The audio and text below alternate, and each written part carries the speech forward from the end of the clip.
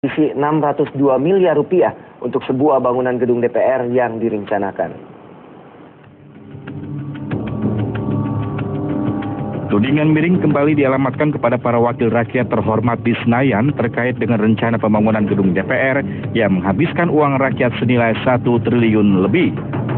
Adanya Indonesia Corruption Watch yang mencium adanya gelagat tak baik beraroma korupsi di balik sikap ngotot para petinggi DPR yang tetap akan merealisasikan pembangunan gedung. Dari hasil penelitian ICW menemukan ada 2 dugaan penyelewengan dalam rencana pembangunan gedung DPR, yakni dugaan pelanggaran prosedur perencanaan dan dugaan markup dalam rancangan pembangunan gedung.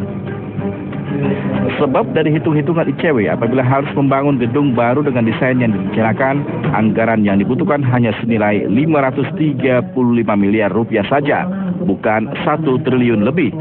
Artinya terdapat selisih 602 miliar rupiah lebih dari anggaran yang diajukan DPR.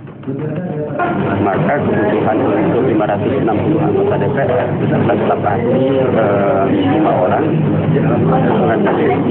tidak lebih menghabiskan anggaran 500 miliar. Dia ada kurang lebih sekitar 602 miliar di dalam perencanaan anggaran pembangunan. Artinya memang desain markup yang sudah dirancang itu kurang lebih 602 miliar dan markup pengurusan anggaran.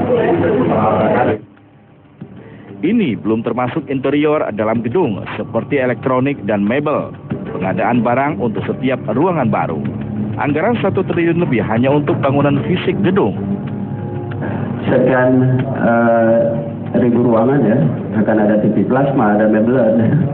Itu juga akan menambah beban anggaran APBN yang tidak sedikit. Nah ini yang kenapa kita katakan tolak pembangunan gedung DPR, dan sebenarnya gedung sekarang masih layak untuk digunakan untuk menjalankan fungsi-fungsi parlemen. Terima kasih. Aroma busuk di balik pembangunan gedung DPR melalui markup anggaran ini bukan cerita baru yang sudah dilakukan para wakil rakyat. ICW melihat adanya pola permainan yang sama pada proyek tender renovasi rumah anggota dinas DPR.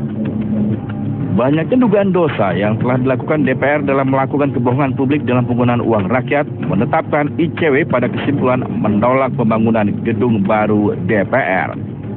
Sebagai kumpulan wakil rakyat di lembaga legislatif, ICW tidak melihat adanya progres atau peningkatan kinerja Dewan, baik dalam hal pembuatan undang-undang maupun berbagai kegiatan tak logis terkait dengan pelesiran yang berdalih studi banding. Dari 70 RUU hanya 16 yang menjadi undang-undang tahun 2010. Kemudian sekitar 70% tahun 2010 banyak anggota DPR yang bolos. Dan kemudian yang lebih parah adalah hasil studi banding yang sangat mahal, misalnya saja di kode etik yang menghabiskan 2,2 miliar, ternyata hasil studi banding dari Yunani, bahkan kita lihat di draft kode etik sama sekali tidak ada.